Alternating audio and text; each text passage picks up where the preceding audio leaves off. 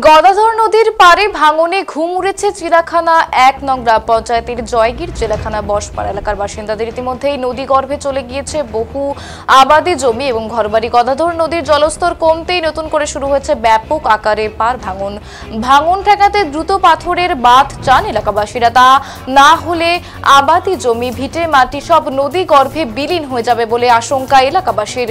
ভাঙন থেকে রক্ষার জন্য অনেকের বাড়িঘর কিছুটা দূরে সরিয়ে নিতে বাধ্য হন। অনেকে ভিটা মাটি হারিয়ে অন্যত্র চলে গেছেন। যাদের সামর্থ্য নেই তারা রয়ে গেছেন নদীর পারে। প্রতি বছর নদী ক্রমশ এগিয়ে আসছে বসতির দিকে, ফলে বাস্তু ভিটে হারানোর আশঙ্কায় দিশেহারা নদীর পাড়ের বসবাসকারীরা।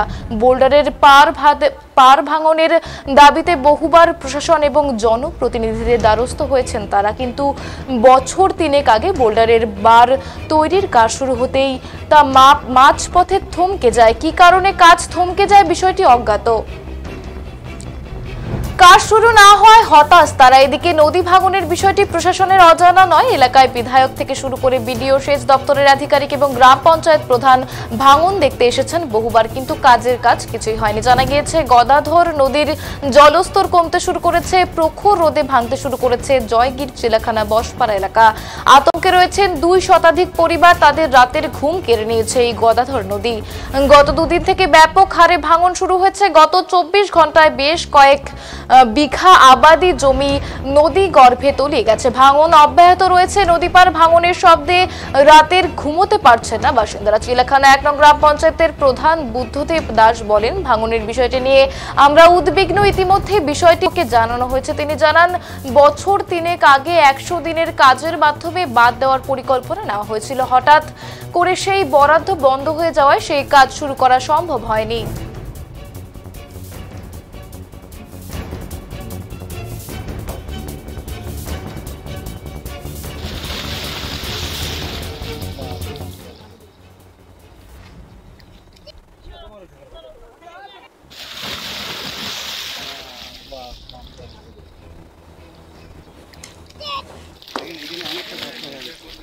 সমস্যাটা কি, এখানে তো আমার কলোনি ছিল, অনেক বড় কলোনি ছিল, তো অনেক বাড়ি বাকি চলে গেছে। কয়েকটা বাড়ি আছে আর কি এখানে, ঘরের বগলে চাপ আছি। এখন ওখানে থাকতে পারি না নদীর ভাঙতির জন্য। এটা কি রাস্তা ছিল আপনাদের? হ্যাঁ, এটা অনেক বড় রাস্তা ছিল এটা। আচ্ছা, এই রাস্তার এই পাশে কলোনিটা ছিল? কলোনিটা ছিল, অনেক কয়টা বাড়ি ছিল, চলে গেছে। হ্যাঁ, জমিও তো অনেকগুলো চলে গেছে। অনেকগুলো চলে গেছে আর কি। রাত্রিবেলা ঘুম পাতে পারি না, বাচ্চা বাচ্চা বারবার বাইরে দেখি জলের শব্দ হয় আর কি। মানে ওই যে নদীর চাপা পড়ে যায়, চাপা পড়ে যায় আর কি, শব্দে ঘুম পাতে পারেন না। ঘুম পাতে পারি না। এই দেখা যাচ্ছে পাথর ফেলাইছিল অনেকদিন আগে, প্রায় ৩ বছর আগে। ৩ বছর আগে পাথর ফেলাইছে। বানটা হওয়ার কথা ছিল, বানটা হয় না আর কি এখানে। আচ্ছা, কি কারণে হয়েছে সেটা কি হয় নাই? সেটা কি বানটা হওয়ার কথা ছিল, হয় নাই ৩ বছর আগে আর কি। কেন হয় নাই সেটা কি আপনারা জানেন? না, সেটা জানি না আমরা। আমরা এখন এখানে বসবাস করে আছি। কি কারণে যে রাস্তাটা যে মনে করে যে বানটা যে হওয়ার কথা ছিল বন্ধ হয়ে গেল। হ্যাঁ, পাথর মনে করে ২০-৩০ গাড়ি পাথর পড়লো, পড়ার পরে ডুবে একদম বন্ধ হয়ে গেল। মনে করো ৪-৫ ঘর বাড়িতে একদম নদীতে শেষ হয়ে গেল। যাওয়ার পরে মনে করো বাকি যে রাস্তাটা আছে রাস্তাটাও এখন নাই যাওয়া আসা। ওটার জন্য আমরা সরকারের কাছে একটু আবদার করতেছি। হ্যাঁ, এখন তো পুরো ভাঙতেছে। এখন একটা সরকার আছে, আমরা আবদার করি, হ্যাঁ, একটু কিছু একটা ব্যবস্থা করে দিতে দেয়। এইটাই বাড়ি ভাঙে গেছে। আমার নমো কোন জায়গায়? আমার তো নবার জায়গা নাই। আমি কুত্তি রমো, আমার বাড়িঘর নাই, নদী ভাঙে নিয়েছে। বাচ্চা বাচ্চা ধরে আমরা কান্দাকারি করে আছি। আচ্ছা, আমার কিন করে দাও।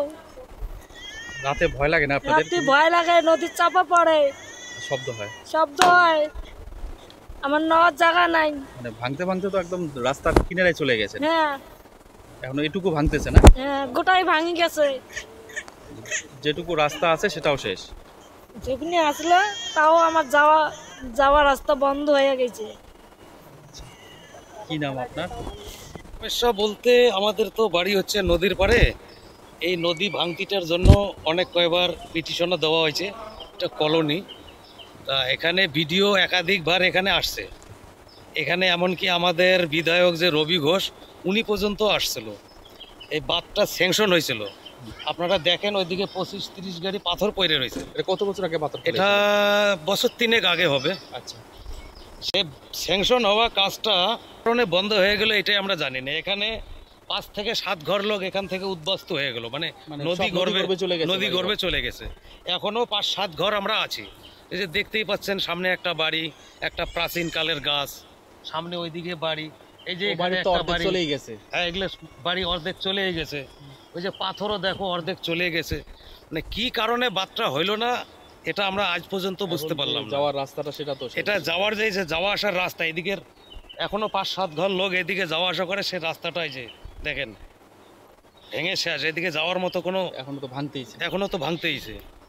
আচ্ছা, এটা এখন আমি সরকারের কাছে বা বিডিও সাহেবের কাছে আবেদন করি, যদি এটার কিছু একটা সুহারা করা যায়, দ্রুত শুরু হওয়া হ্যাঁ দ্রুত সুহারা করা যায়, তাহলে সাধারণ পাবলিকের খুব ভালো হবে। কি নাম আপনার?